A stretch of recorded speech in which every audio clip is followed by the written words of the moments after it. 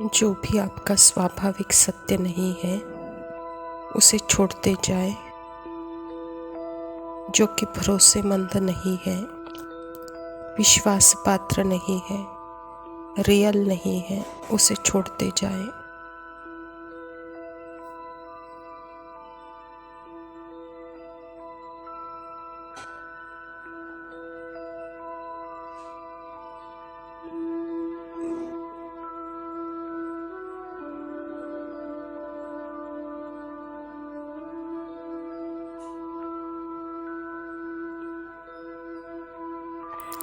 सिर्फ एक ही सत्य है जो रियल है, स्टिल है, स्टेबल है, चेंज नहीं होता है।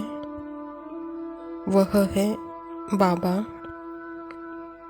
और फिर मैं, आत्मा।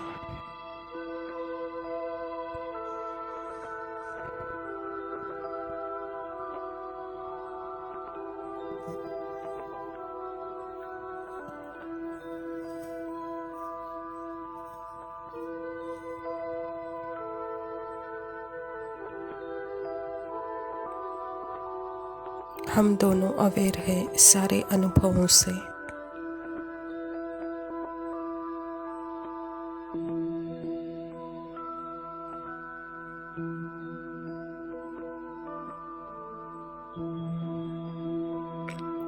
इन सारे अनुभवों के मध्य मैं आत्मा शयन करती हूँ।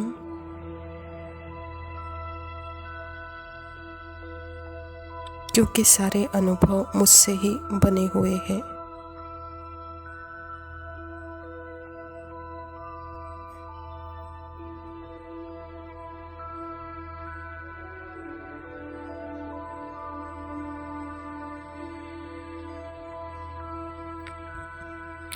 अनुभव मुझे प्रदूषित नहीं कर सकते, लेकिन मैं अनुभवों को प्रकाशित कर सकती हूँ।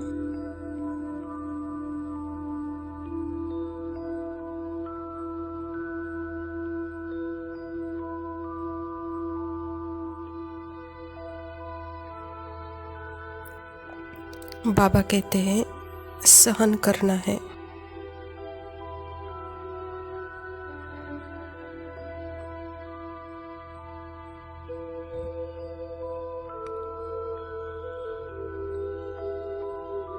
क्या सहन करना है?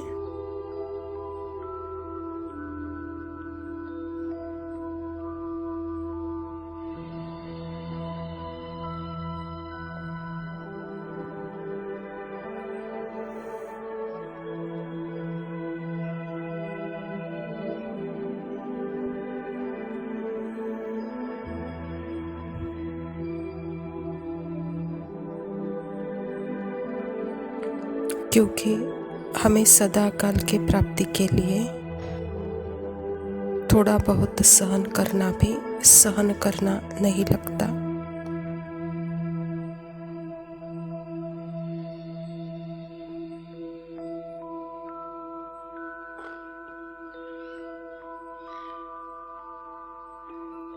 श्रेष्ठ सेवा के नशे में और खुशी में रहना, सहन करना एक श्रेष्ठ चरित्र रूप में बदल जाता है।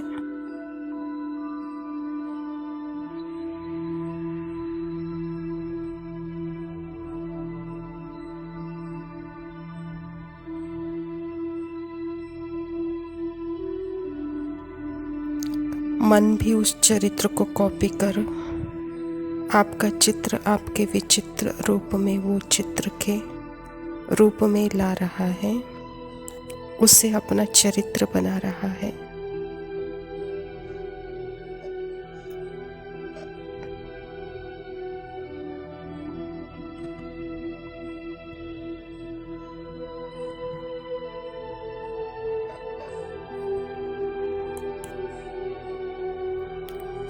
जैसे सूर्य सर्व को प्रकाशित करता है, क्या इस सृष्टि के विकारों से सूर्य दूषित होता है?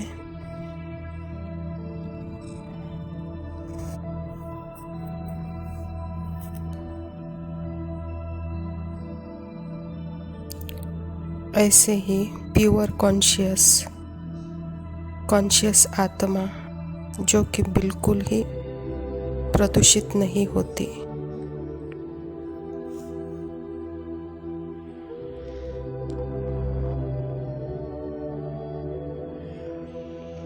क्योंकि आपकी देह की क्वालिटी वह आप आत्मा की नहीं है।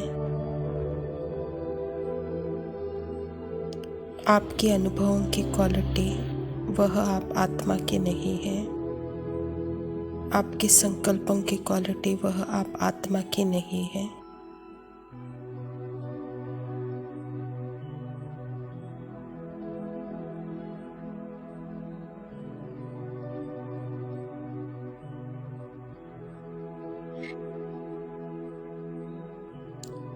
आपके सत्य को कोई भी क्वालिटी टच नहीं कर सकती, तो उसका परिणाम क्या हुआ?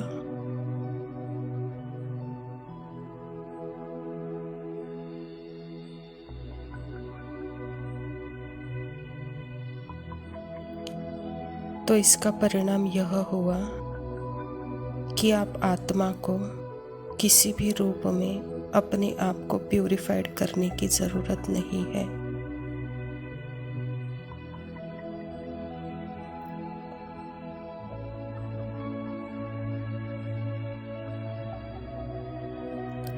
अपने आप को इम्प्रूव करने की ज़रूरत नहीं है।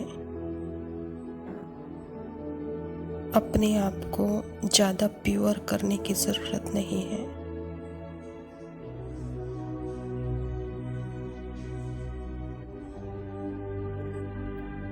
जैसे सूर्य को नहीं है,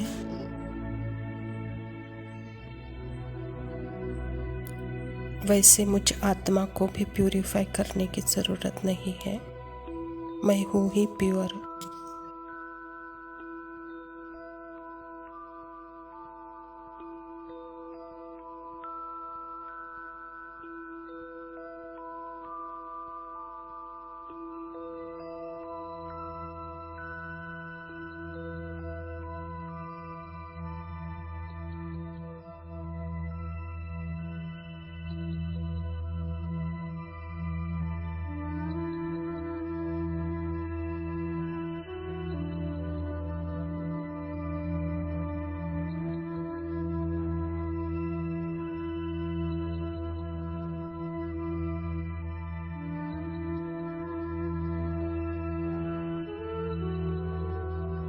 ओम शांति।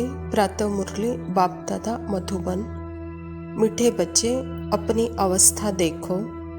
मेरी एक बाप से ही दिल लगती है या किसी कर्म संबंधों से दिल लगी हुई है?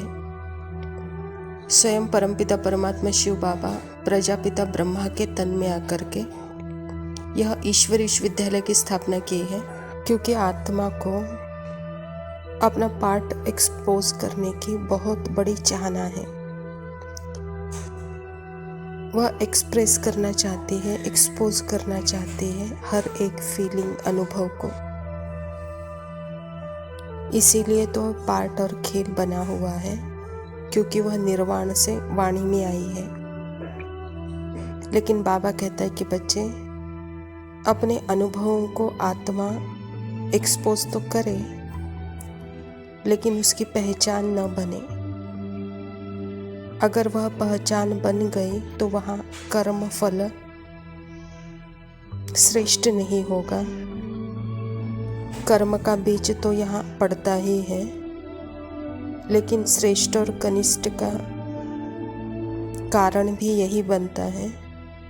जिस कर्म में मैंने अपनी पहचान खो दी और उस कर्म को अपनी पहचान बनाई, तो वहाँ जैसे कि फल भी कनिष्ठ मिलता है। और जिस कर्म के फल में मैं अपने पहचान में रहते हुए वह श्रेष्ठ कर्म कर रही हूँ, तो वहाँ फल भी श्रेष्ठ मिलता है। इसलिए बाबा कहता है कि बच्चे, कोई भी संबंध से, कर्म संबंध से दिल नहीं लगाओ। प्रश्न है, अपना कल्याण करने के लिए किन दो बातों का पोता में रोज देखना चाहिए? उत्तर है, योग और चलन का पोता में रोज देखो, चेक करो कोई डिससर्विस तो नहीं की है।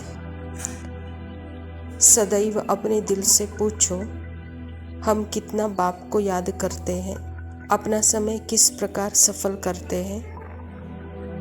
दूसरों को तो नहीं देखते हैं, किसी के नाम रूप से दिल तो नहीं लगी हुई है।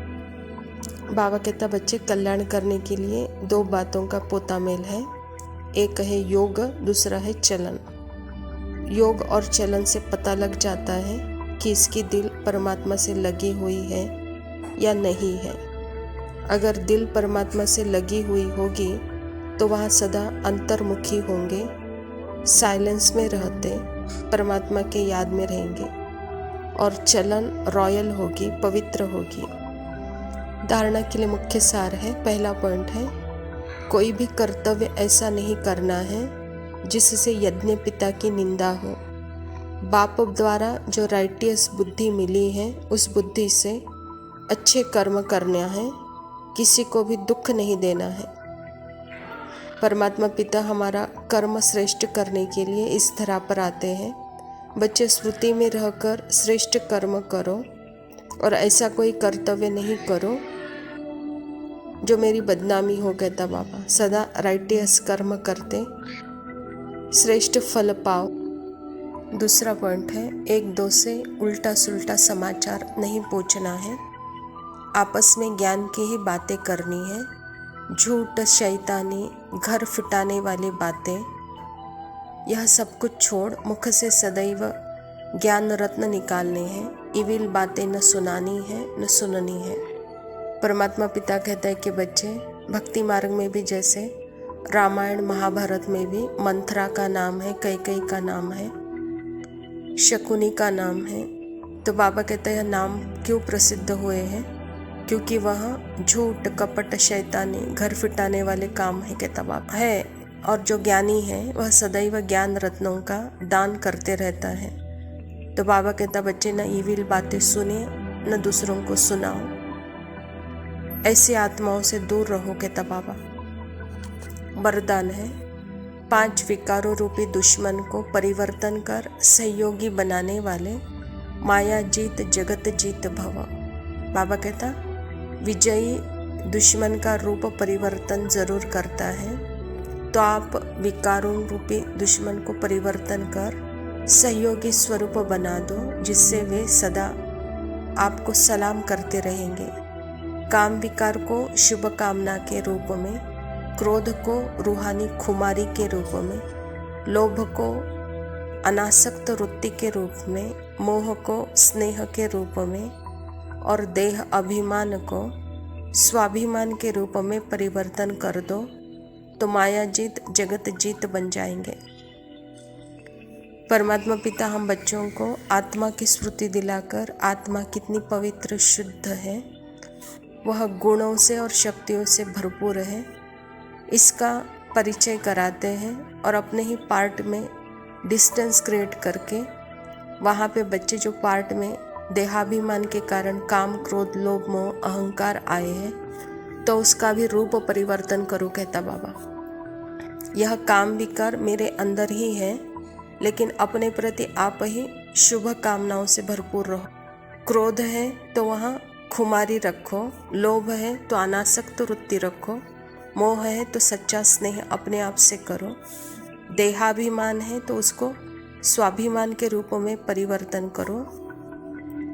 तो बाबा हम बच्चों को ऐसी युक्ति देकर माया जीत जगत जीत बना देते हैं। स्लोगन है, रियल गोल्ड में मेरापन की अलाय है जो वैल्यू को कम कर देती है, इसीलिए मेरेपन के अलाय को समाप्त करो। जब मेरा आता है तो मेरा बाबा कहना है, बस इतना ही काम है। अच्छा मीठे मीठे से खिला दे बच्चों प्रति माता पिता बाप दादा का याद प्यार और गुड मॉर्निंग। रूहानी बाप के रूहानी बच्चों को नमस्ते। हम रूहानी बच्चों की रूहानी बाप दादा को याद प्यार और नमस्ते। लव यू बाबा, शुक्रिया, ओम शांति। छोड़ जाए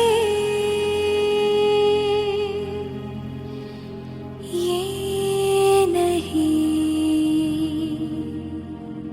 हो सकता, साथिया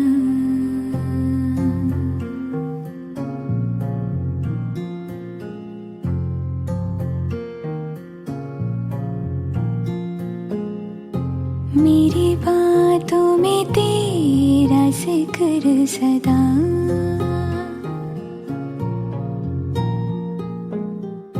मेरी याद में तेरी फिक्र सदा।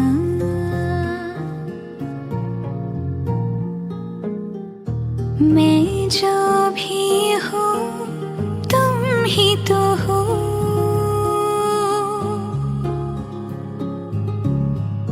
मुझे तुमसे मिली अपनी अदा। क्योंकि तुम ही हो, अब तुम ही हो जिंदगी, अब तुम ही हो चैन भी, मेरा दर्द भी, मेरी आशिकी, अब तुम ही हो। तुम ही हो, तुम ही हो, अर्ज भी मेरा मर्ज भी, चैन भी मेरा दर्द भी, मेरी आशिकी, अब तुम ही हो।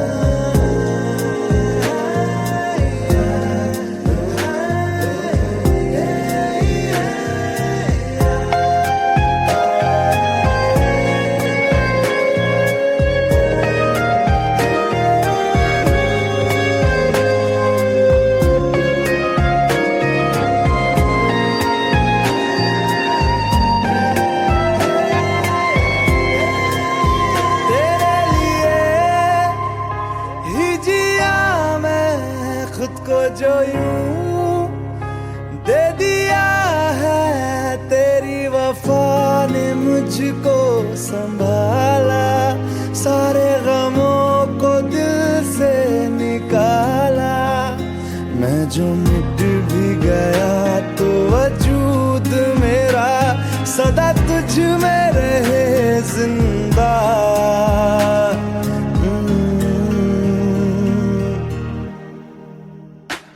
क्योंकि तुम ही हो, अब तुम ही हो जिंदगी, अब तुम ही हो चैन भी, मेरा दर्द